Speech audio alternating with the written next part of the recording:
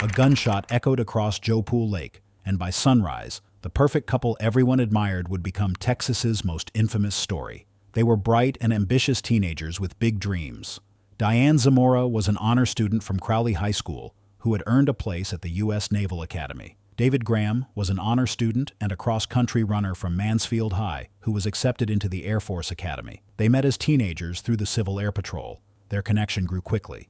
They fell in love, got engaged, and made plans for a future that included college, military service, and marriage. Everything about them seemed picture perfect, but what happened next shocked everyone. In late 1995, those two promising young people became responsible for a terrible act that deeply unsettled their Texas communities and drew national attention. Adrienne A.J. Jones was 16 years old at the time. She was a talented student and an athlete from Mansfield. After a track meet one evening, she went home as usual. Later that night, she left her house, and her family reported her missing soon after. The next day, her body was discovered near Joe Pool Lake. She had suffered severe head injuries and had been struck by gunfire at close range. The discovery devastated the community. Adrienne wasn't someone living a risky life. She was a well-known student with friends, plans, and a bright future. For months, investigators had no suspects. The case went cold. Then, months later, everything changed because of a conversation at the Naval Academy. Diane Zamora, who had just started her studies there, confided in her roommates. She said she had been involved in taking a young girl's life. Her roommates were shocked.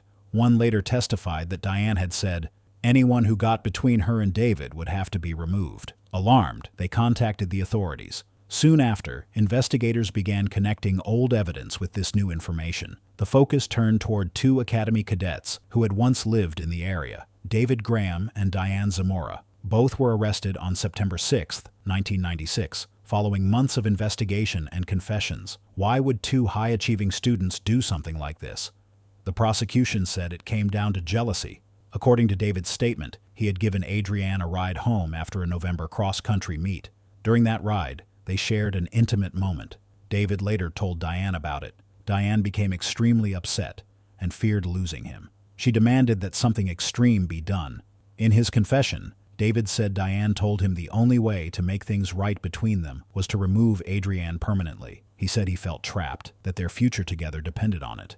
The motive wasn't about money or revenge. It was about Diane's belief that her relationship had been betrayed, and David's willingness to do whatever it took to keep her. According to investigators, the event on December 3, 1995 was planned. David allegedly asked Adrienne to go for a drive. Diane followed in her own car, hiding in the back. They drove to a quiet area near the lake. Based on later confessions, Adrienne became frightened when she realized something was wrong. Diane struck her with a weight.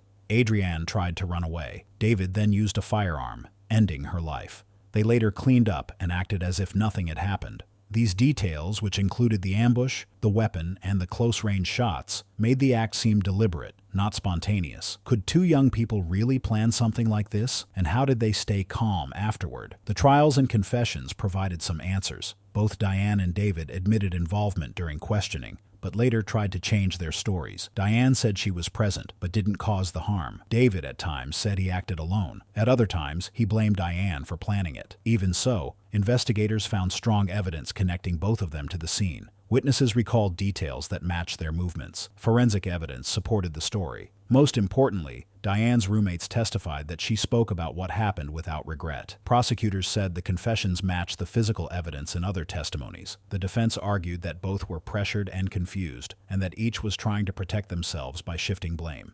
The trials received wide attention. Diane's trial took place in February 1998 in Fort Worth and was broadcast live on Court TV. Jurors had a difficult job. They had to decide if Diane was the jealous planner or simply a witness to Graham's aggressive behavior. The prosecution claimed she was directly involved. They said she helped bring Adrienne to the scene, took part in the act, and helped hide what happened afterward to protect her relationship with Graham. After more than 6 hours of discussion, the jury decided Diane was guilty of what the court called capital wrongdoing. Adrienne's family had asked the prosecutors not to pursue the most severe punishment, so Diane received a life sentence. She will be eligible for parole after 40 years. David's trial happened a few months later, in July 1998. The jury also found him guilty of capital wrongdoing. Like Diane, he was sentenced to life in prison. Both Diane and David were tried as adults. During the hearings, family members spoke about their pain. Adrienne's mother made a request to the judge, asking that the harshest penalty be taken off the table. Her request deeply affected how both sentences were decided. Over the years, there have been efforts to re-examine the case. Both Diane and David have changed parts of their earlier statements at different times. Their lawyers questioned how long the interrogations lasted and whether every piece of evidence had been shared properly. Diane has filed several appeals and even civil complaints about where she was placed in prison, saying she feared for her safety. However, most courts have upheld the original rulings. A federal appeals court later rejected another one of her challenges, keeping her sentence unchanged. For the public, this case has remained unforgettable. Two young, bright students, both training to enter respected academies, ended up spending their lives behind bars. The next case like any teenage romance, but by winter's end, there were bodies scattered across 2 states. He was a small-town kid with a rough look and a quiet way of moving. Born in late 1938, Charles Starkweather grew up restless. He drifted between small jobs and tried to act tough to hide the emptiness he felt inside. Carol Ann Fugate was a young teenager from Lincoln, Nebraska. Her childhood was far from easy. The adults in her home often made quick, serious decisions that shaped her life. In the winter of 1957 and the first weeks of 1958, their lives changed completely. Together, they went on a harmful journey that shocked small towns across Nebraska and Wyoming. The string of tragic events started with one act and kept growing until there was nowhere left for them to go. The first incident happened suddenly one night along a lonely county road. After that, Starkweather began moving fast. On January 21, 1958, he went to the home of Carol's mother and stepfather, Velda and Marion Fugate. Inside the house were also Carol's baby sister, Betty Jean. None of them survived that night. Only 3 days later, on January 27th, he entered a farmhouse. There, an older man named August Meyer was shot. Soon after, a teenager named Robert Jensen and a young girl named Carol King also lost their lives. Over the next several days, the list of victims grew. Some were people working at gas stations, others ran small shops, and a few had simply offered a ride or crossed his path. By the time police finally stopped him, Starkweather had admitted to harming more than 10 people across Nebraska and into Wyoming. Law enforcement followed every lead they could. They checked stories, searched homes, and tried to connect each event into one clear timeline. Local newspapers later printed the details, describing where each incident happened and who was involved. The speed and unpredictability of the events left entire towns in shock. When people asked why he started, there was never a clear answer. Starkweather's explanations kept changing. Sometimes he claimed he acted out of anger toward the world and people who looked down on him. Other times, he said he was trying to protect himself or escape with Carol to start fresh. Experts and investigators later said his actions might have come from deep frustration and feelings of being trapped. He seemed to believe that behavior was his way of taking control, but his words often contradicted each other. No one could ever fully understand what drove him. Carol's part in all this became the biggest debate, both then and now. She was only 14 years old. Newspapers called her the girl at the center of the storm. Starkweather said she was with him willingly and even helped him. Carol told a different story. She said she was terrified and forced to stay with him against her will. Prosecutors claimed she was a partner who traveled with him and took part in the acts. The defense said she was just a frightened teenager, overpowered by an older man she couldn't escape.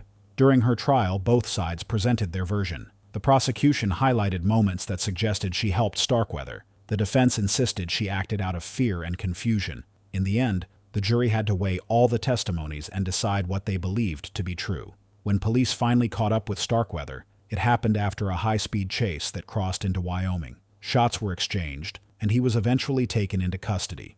Carol was found soon after and arrested too. Starkweather's trial focused on one key case from his long list of victims. The jury deliberated for days. In May 1958, the court sentenced him to the harshest punishment allowed by the state. He was sent to the Nebraska State Penitentiary, where his lawyers filed several appeals. Carol's trial happened separately. She was found guilty of serious charges connected to what happened in her family home and received a life sentence. The Nebraska courts later upheld that ruling. Many years afterward, her sentence was reduced, and she was released after serving a long time. Their legal paths split from there. Starkweather remained in prison until his sentence was carried out, while Carol eventually regained her freedom. The courtroom scenes were tense. Reporters filled the seats, writing every word spoken by witnesses. Starkweather's lawyers argued that his mental state and background should be considered, but his own admissions and the number of victims made it difficult for the jury to see him as anything but guilty.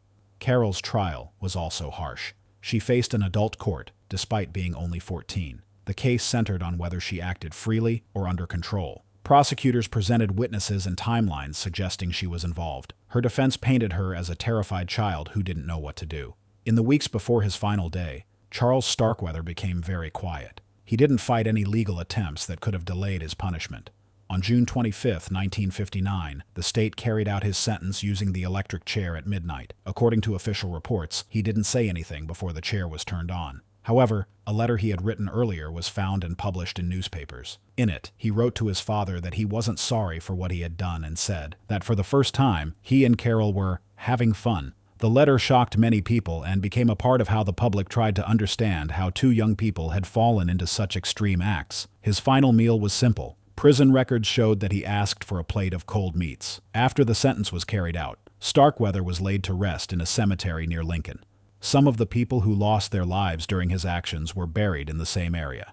Carol Fugate's life took a very different path after she was sentenced. She spent almost 20 years in a Nebraska prison. Her sentence was later reduced, and in the 1970s, she was released on parole after about 18 years behind bars. Public opinion about her remained divided. Some people viewed her as a frightened young girl who had been controlled by Starkweather. Others believed she shared responsibility for what had happened. Years later, Carol requested her case to be reviewed again, and even asked for a pardon. Her requests received mixed reactions. Many legal experts and civil rights advocates pointed out that she had been very young when everything happened. They argued that her age should have been a larger factor in her sentencing. Now, see how a promise ring that led not to marriage, but to one of the darkest family tragedies in Texas history. In the quiet countryside of Alba, Texas, the Caffy family lived a peaceful life built on faith.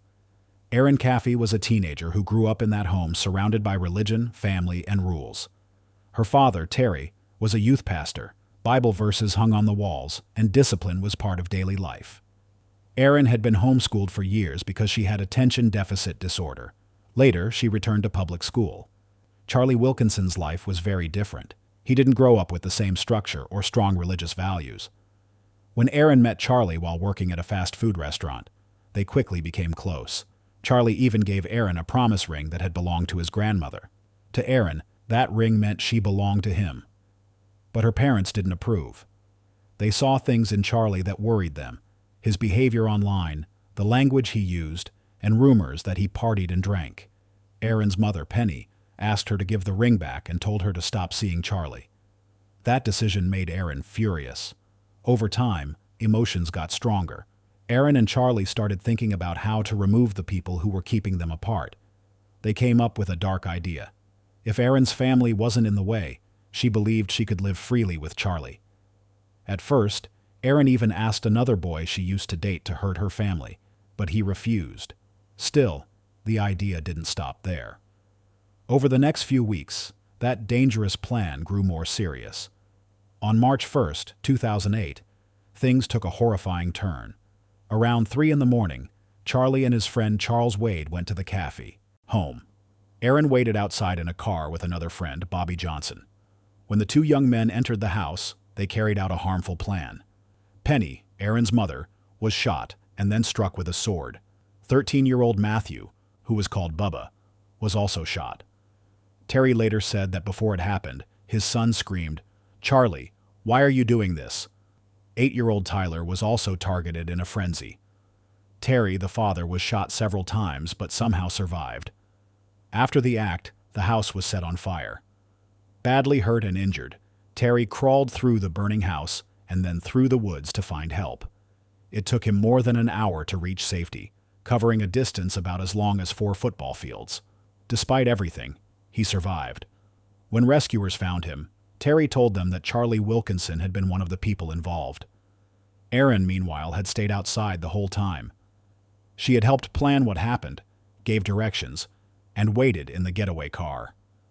From her point of view, she believed she was taking control of her life, but her decision crossed a line that could never be undone. Later that same day, police found all 4 people involved at a mobile home belonging to Charles Wade. Erin was only 16, but because of how serious the case was, she was charged as an adult. Each of them faced 3 counts of capital-level charges. At first, prosecutors wanted the harshest punishment for the 2 adult men, Charlie and Charles. Aaron and Bobby faced slightly different treatment because of their age and involvement. In the end, there were no full trials. All four accepted plea deals. Aaron admitted her part in the plan and received 2 life sentences, with a chance for parole when she turns 59. Charlie Wilkinson and Charles Wade both received life sentences without parole. Bobby Johnson, who didn't use any weapon, was sentenced to 40 years, with the possibility of release after 20. In court, Aaron's lawyers said she was a teenager under emotional pressure and had been manipulated by her feelings. The prosecution said it was a planned act, carried out with cruelty and betrayal. It became one of those cases where everyone lost something. Aaron was not the one who directly hurt her family, but she had designed the plan that destroyed them. She will spend most of her life in prison, waiting for a day when she might stand before a parole board. Charlie will never leave prison. That night in Texas changed everything. 3 lives were taken because love turned dangerous. Aaron was 16, and Charlie was just a few years older. What started with a promise ring ended with unthinkable tragedy. Some wonder if things would have been different if Penny had allowed Aaron to keep that ring. But no one can know. After the fire, Terry, the only survivor, had to face a life filled with pain and questions. He still wonders how love could twist into something so destructive, and how a person can find forgiveness after losing everything. Now, that happens when privilege, youth, and rage collide on a quiet night in Central Park. And if you find stories like these important, consider subscribing. They were 2 teenagers whose faces and names would stay in New York's headlines for years. Daphne Abdella came from an Upper West Side family. She was a private school teenager who liked to mix with a wild crowd. People who knew her described her as confident, outspoken, and sometimes confrontational. Christopher Vasquez was her boyfriend. He was also 15 at the time. Prosecutors described him as quiet and easily influenced. Together, they acted like one inseparable pair on the night that would change their lives forever. Public records never revealed their exact birth dates, but what is known is that both were 15 years old in late May of 1997. That night, something went terribly wrong in Central Park. It began as a casual late-night meetup near the lake. The 3 people there were Daphne, Christopher, and a 44-year-old real estate worker named Michael McMorrow. They had been drinking together by the water. Witnesses later confirmed seeing them nearby. The teenagers even went swimming before returning to the shore. That is when an argument began. According to early statements, Michael put his arm around Daphne. Some reports said it was meant as a friendly gesture, while others said it was more forward. Daphne claimed that this made Christopher extremely upset. Within minutes, things spiraled out of control. The scene escalated. When it was over, Michael was left badly injured, and his body was later found in the lake. The condition of his body and the intensity of the act shocked everyone who heard about it. It was one of the most disturbing cases New York had seen in years. The big question soon filled every headline. Who was truly responsible? Was it an outburst of jealousy from a 15-year-old boy, or did Daphne have a bigger role in what happened? The evidence pointed both ways. Investigators found DNA at the scene that matched Christopher's, not Daphne's. Christopher also had cuts on his hand, which the medical examiner said could have come from a struggle. But Daphne was the one who called the police to report that a body was in the lake. She even led officers to the spot. Soon after, witnesses saw both teens washing off red stains in the bathroom of Daphne's apartment building. The case became a puzzle of mixed clues, some physical, others based on the teens' own words.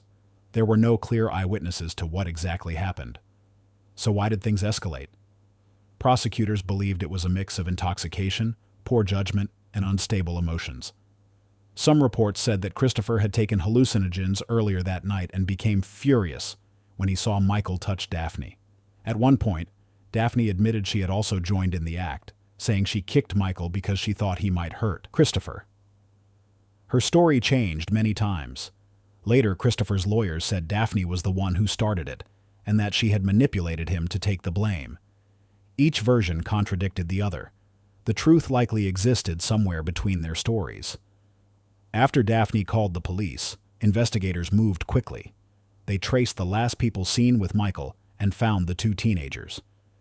At that time, Daphne's father had already filed a missing person report for her. When police searched the building, they discovered the pair cleaning up. A medical examiner documented the wounds and testified about how brutal the act had been. Once the investigation was complete, the legal process split into two directions. Daphne chose to plead guilty, while Christopher went to trial. Their cases became complicated and raised major questions about evidence, witness rights, and what could be used in court. Eventually, Daphne accepted a plea deal. She pleaded guilty to first-degree manslaughter. Under New York's juvenile offender law, she received a sentence between 3 years and 4 months to 10 years. During her sentencing, Daphne spoke directly to the court. She said she could never express enough how sorry she was and that nothing could undo what had happened. Her words appeared in newspapers across the country. Christopher, after going through trial, was also found guilty of first-degree manslaughter and received the same sentence. His defense team later appealed, arguing that parts of Daphne's plea should not have been used in his trial. Those legal debates lasted for years. In the end, both Daphne and Christopher were sentenced as juvenile offenders. That meant their punishment was shorter than what adults would face for the same act. Each spent around 6 years in custody before being released in 2004. Daphne and Christopher turned a late-night meet into a fatal fight by the lake. Now we turn to a case where 2 teens buried their victims and then went shopping. They were 2 teenagers from Compton. Their story became known for how strangely practical and emotionless it sounded. It involved a mobile home, 2 hidden graves, and a shopping trip for party supplies with a body in the car. Cynthia Alvarez grew up in a difficult home. Her father had been sent back to Honduras, so she lived with her mother, stepfather, and sister in a trailer in Compton. Court records described her as a teen with learning challenges who attended special education classes. Giovanni Gallardo met Cynthia at school. Later, prosecutors and experts described him as having a very low IQ and a strong desire to fit in. This became important during his trial when his defense argued that he was easily influenced. The tragic event happened sometime between October 13th and October 15th, 2011.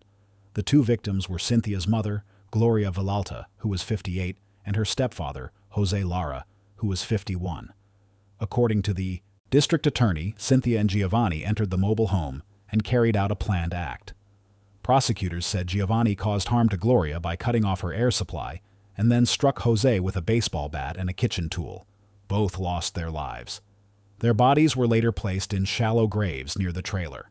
Days later, Cynthia admitted that she drove her mother's vehicle with her mother's body still inside.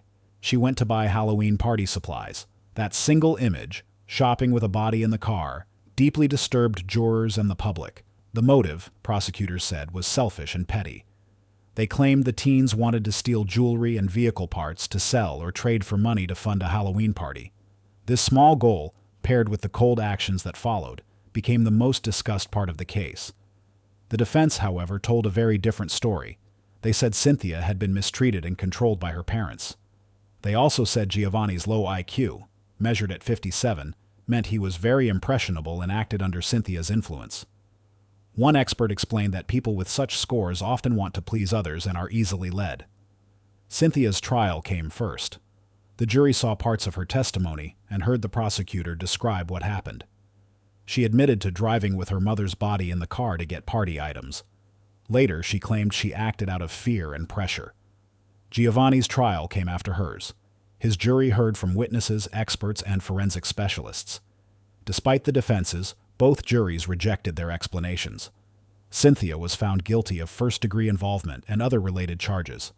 Giovanni was found guilty on 2 counts of the same. People found it difficult to understand how 2 young teens could do something like this. The prosecution believed it was a planned act driven by greed. The defense said it came from fear and manipulation. In the end, the jury accepted the prosecution's version. The case showed a mix of planning, harm, and an attempt to hide what had been done. When the remains began to decompose, Cynthia's decision to drive with the body made the case public. Both were charged as adults. In May 2013, juries found them guilty after hearing all the details and witness statements. Giovanni's defense focused on his low mental ability, while Cynthia's side argued she was manipulated and mistreated. In January 2014, the judge announced their sentences. Cynthia received 51 years to life, meaning she would not be eligible for parole for many decades. Giovanni was given life in prison without the chance for parole. His age at the time of the crime, older than 16, played a role in how the law handled his sentence. Reporters later mentioned that a new law might allow for sentence reductions after many years, but at the time, these were the harshest sentences possible. During sentencing, Cynthia spoke in court. She said, "Live life in my shoes. If it was your child being harmed, you'd say to forget the law." The judge saw her comments as showing little remorse. After reviewing the evidence, the ambush, the theft, the shallow graves, and the shopping trip, the judge said the actions justified the maximum punishment. Giovanni did not make dramatic final statements. His side mostly relied on expert opinions and legal arguments rather than personal words. In the case files, there were also more personal notes. Giovanni's low IQ became a key part of how the defense explained his behavior. One neuropsychologist said that people with that level of ability often want to be liked and accepted. Jurors remembered that line as they made their decisions. Friends and family of Gloria and Jose spoke about the pain of losing them. They said the two were more than victims in a headline. They were loving parents and relatives whose absence changed the lives of those around them. The aftermath of the case stayed in people's minds for years. Prosecutors called the actions a calculated plan, and jurors agreed. The image of two teens harming their parents and then going shopping was something the public could not forget. True crime programs and newspapers retold the story again and again. They described the shallow graves, the discovery of the remains, and the strange motive tied to a Halloween party. Many questioned whether the sentences were fair and whether a 15-year-old should be punished as an adult. Some also wondered how much responsibility should change when someone has limited intelligence or acts under pressure. But the court's decision was final. Both were convicted. Both received long sentences. The victims' families were left with only the verdicts as a form of justice. How does a teenager go from arguing with her grandparents to living beside their bodies for 7 days? The house on Furlong Run stayed quiet for days. Everything seemed normal from the outside, but that peace ended when officers arrived for a welfare check. Inside, they made a heartbreaking discovery. Wendy and Randall Bjorga, both 63 years old, were found lifeless upstairs. The medical examiner later confirmed that both had suffered serious head and body injuries. Their throats had also been deeply cut. Family members had asked police to check on them because they hadn't heard from the couple in a while. When officers forced their way in, they believed the two had already been gone for about a week. Not long after, the truth began to unfold. The couple's granddaughter, Cassandra Bjorga, and her boyfriend, Johnny Ryder, were soon identified as suspects. Police found them after a tense standoff at an apartment complex. Both had hurt their own wrists and were taken to the hospital before being taken into custody. Detectives later explained what they believed had happened. They said Johnny started by striking the grandfather with a metal tool, possibly a tire iron. Cassandra then brought her grandmother into the same room, tied her with duct tape, and joined in the harmful act. Both grandparents lost their lives during that moment. Afterward, the two teens sealed the house with caulk to block any smell from escaping. They stayed there for several days. They ordered food, smoked substances, and even invited friends over while the bodies were still upstairs. Investigators found several objects at the scene that were used during the act. These included a hammer, a baseball bat, and kitchen tools. In court, detectives testified that Cassandra had admitted to being involved. They said she described feeling a sudden burst of energy before joining Johnny. That description chilled everyone in the courtroom because it showed how quickly things had escalated. What shocked investigators most was what came next. The pair did not run away. They stayed in the house, eating, relaxing, and pretending nothing had happened. When people asked why, there wasn't one simple answer. Records showed that police had been called to the grandparents' home many times before. Reports mentioned runaway incidents, family arguments, and substance use. Detectives also found that Cassandra and Johnny had talked about harming other family members, including Cassandra's mother and some of Johnny's relatives. There were also reports that the same night, they targeted Johnny's sister and her boyfriend and took a car from them. That event helped police locate the two teens later on. There didn't seem to be one clear motive like money or revenge. Instead, investigators saw a mix of anger, planning, and talk about doing more harm. When the case reached the courtroom, prosecutors laid everything out. Both Cassandra and Johnny faced multiple charges, including 2 counts of unlawful homicide and several counts of aggravated harm. They were denied bond and remained in custody. Johnny, who was 19, could have faced the most severe punishment available in the state if the case had gone to trial. Cassandra, who was 17, was too young for that under state law. Instead of going through a full trial, both chose to plead guilty in February 2018. The judge said the case showed a complete lack of humanity. He accepted their pleas and gave them 2 life sentences each, to be served one after another. They would only be eligible for parole after 60 years, making it almost certain they would spend their lives in prison. When Cassandra stood before the judge, she stayed silent. Johnny spoke. He said he knew what he had done was evil and asked the family for forgiveness. Family members then gave emotional statements. One son said he sometimes talks to his parents' ashes. Others said they live with fear, sadness, and anger that never leaves. The courtroom was filled with grief. Detectives also shared that Cassandra had mentioned plans to harm more relatives. Johnny, however, later changed his mind and didn't want to continue. The incident involving Johnny's sister that same night proved that the harm wasn't limited to the grandparents. These events made police realize that the 2 teens posed a serious threat beyond that single night. That link between the separate events and the losses helped them build a strong case. The public was left stunned. News reports showed the house sealed off with pizza boxes, garbage, and the smell of decay still inside. Neighbors said they couldn't believe the couple had been gone for a week without anyone noticing. Police records later showed that officers had been called to that same home many times before. The details shared in court were clear and disturbing. They described how the couple lost their lives, what was found at the scene, and how the teens stayed there afterward. In the end, it was those facts, along with the confessions, that led to the sentences. It was a case that shocked even the most experienced detectives, leaving behind a lasting mark on everyone involved. The next teens looked like any other young couple, until police found what they left behind in the garage. Sierra Hulse and Hulse-Guerrero were a young couple who shocked their community in April 2021. In just a few days, they went from being secretive teenagers to becoming the focus of a serious investigation. Sierra was 16 and lived in northwest Las Vegas. Aaron was her boyfriend, 18, and the two had been dating for several months. Their story didn't start with harm, but it eventually centered around the loss of Sierra's father, 45-year-old Daniel Hulse. 4 days after Daniel's body was discovered in his garage, burned and badly damaged, Sierra and Aaron were caught in Salt Lake City. They were both taken into custody and later charged in connection with his passing. Authorities said the scene inside the home was extremely disturbing.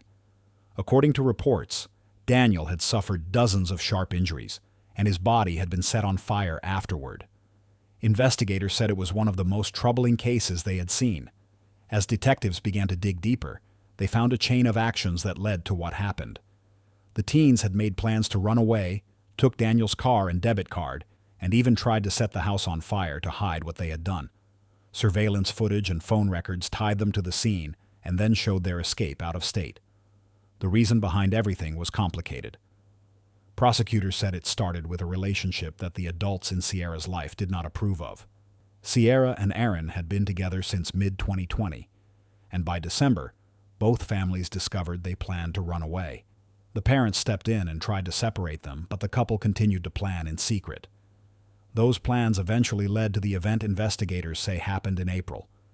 During court proceedings, Sierra claimed her father had mistreated her for years. In a statement she read during sentencing, she accused him of serious wrongdoing. Some relatives disagreed with those claims and said Daniel was a caring father. That made the public response divided, with people struggling to understand what truly happened inside that family. Investigators later said the two teenagers acted out of desperation. They wanted to be together and felt like no one would allow it. So they took Daniel's car and debit card, tried to destroy evidence by setting the home on fire, and ran away. Police released video clips showing the pair together after the incident. Authorities said they were seen laughing at times, which prosecutors used to argue that what happened wasn't a sudden reaction but something planned. So how did police find them?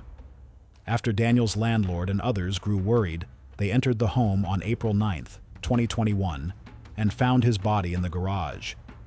Detectives quickly began tracking the missing teens using phone data, cameras, and tips from the public. 4 days later, officers in Utah located Sierra and Aaron in Salt Lake City. They had been trying to start a new life together. The evidence collected during and after their arrest formed the foundation of the case. In May 2022, both Sierra and Aaron pleaded guilty to several charges, including those related to the loss of life, arson, and theft. At first, they had pleaded not guilty. Later, they agreed to a plea deal that removed the possibility of a capital sentence for Aaron. Each of them faced 9 separate counts. By admitting what they had done, they took responsibility in court, though many questions about motive and family history still remained. The sentencing took place on October 20, 2022. The courtroom was filled with Daniel's family members, who spoke about their loss and the impact it had on their lives. They shared stories and showed photos of him. Emotions were heavy throughout the hearing. Sierra read a letter in court with her lawyer beside her. She again accused her father of serious mistreatment, though her relatives denied those claims. The judge listened to everyone before making a final decision. Both Sierra and Aaron were sentenced to life in prison, with a chance for parole after 22 years. The court also ordered them to pay restitution. This deal allowed Aaron to avoid a possible capital sentence, but meant both would spend decades behind bars. When asked if they were sorry, both teens made short statements. Sierra read from her letter, and Aaron spoke briefly too, but for the court and Daniel's family, their words carried less weight than the pain. Up next is one text, one location ping, one short drive, and a plan that would change 3 young lives forever. They were almost still kids when one night changed everything in a quiet Clarksville neighborhood. On December 8, 2021, a 17-year-old named Aramoni Majors was found lying on the road, no longer alive. Investigators later showed how a few small, everyday actions came together in a tragic way. It started with short Instagram messages, a GPS location ping, and a car driving through a calm suburban street. Police later arrested 2 18-year-olds, Robert Jalen Holland from Nashville and Miracle Bailey from Clarksville. Detectives gathered phone data, evidence from the scene, and witness statements. The state said that Bailey had used social media to bring her ex-boyfriend outside while Holland waited nearby. According to the prosecution, the messages between them were brief and used Instagram's disappearing feature. This made it harder for anyone to trace what was said. Phone records showed Holland's location, moving through the Buckshot Whitetail Drive area at the exact time of the event. Inside a vehicle connected to the suspects, officers found an orange acrylic nail and DNA evidence that matched Bailey. Experts also discussed gunfire residue found during testing.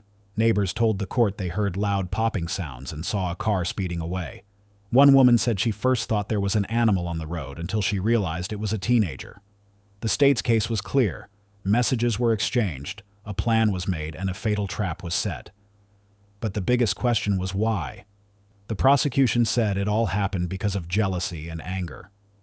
They said Bailey wanted to isolate her ex and that Holland helped her.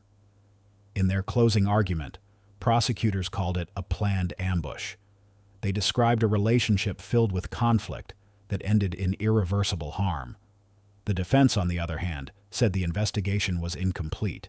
They argued that some evidence was inconsistent and that the state had not proven every link. They pointed to what they called missing details in the investigation and urged jurors to see the reasonable doubt. After 5 days of testimony and 3 hours of jury discussions, the verdict came. Both Bailey and Holland were found guilty on all charges. During the trial, the courtroom often turned emotional. The 911 calls were replayed for the jury, letting them hear witnesses crying as they described the scene.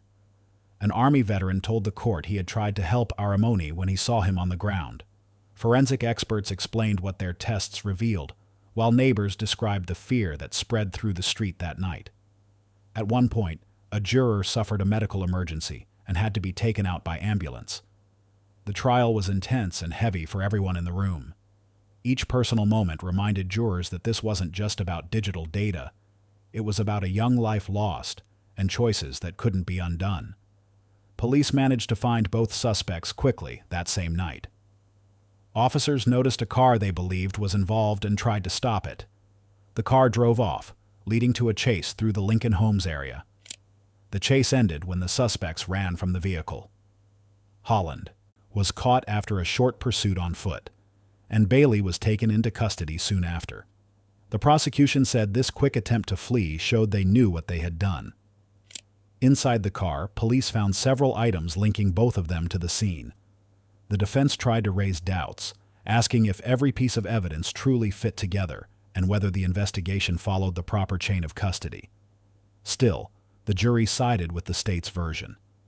When the guilty verdicts were announced, the courtroom atmosphere broke down. Families on both sides became emotional and began shouting outside the courtroom. But the story did not end there. In April 2024, both defendants were sentenced. The judge gave each of them a life sentence, which was the punishment the victim's family had asked for. Judge William Goodman oversaw the sentencing hearing. The courtroom was quiet and tense. The victim's family chose not to speak but asked for the strictest penalty. Both defendants also decided not to make any statements. Bailey's lawyer spoke on her behalf, saying the trial had been deeply painful for everyone involved. He told the court that Bailey would not make a statement, but expressed sorrow for the suffering caused. After hearing from both sides, the judge gave life sentences to both Holland and Bailey. As the judge announced the punishment, emotions in the courtroom once again erupted. Family members cried and shouted in the hallways. What had started as a few online messages had ended with shattered families, 2 life sentences, and a community left heartbroken.